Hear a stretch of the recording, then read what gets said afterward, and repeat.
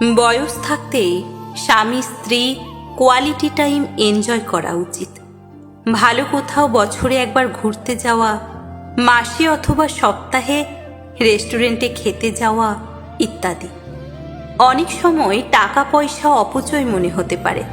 জীবনে বেঁচে থাকলে টাকা পয়সার ব্যবস্থা ঠিকই হবে, কিন্তু একটা সময় আসে বৃদ্ধ বয়সে আপনার টাকাই থাকবে হয়তো, কিন্তু আপনি চাইলেই কিছু খেতে পারবেন না।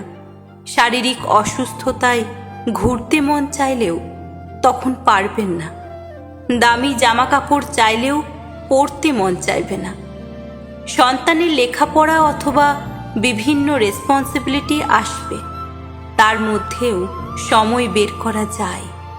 সব সম্পদ টাকা সন্তানের জন্য সঞ্চয় করবেন, কিন্তু অল্প কিছু নিজেদের জন্য বরাদ্দ রাখা উচিত। দিন শেষে আপনার বাচ্চারও আলাদা লাইফ হবে, সে তার লাইফ এনজয় করবে। তখন খারাপ লাগবে। তখন মেয়ে মেয়ের জামাই, ছেলে ছেলের বউ ঘুরতে গেলে, রেস্টুরেন্টে গেলে আফসোস হবে না। তাদের এনজয়মেন্ট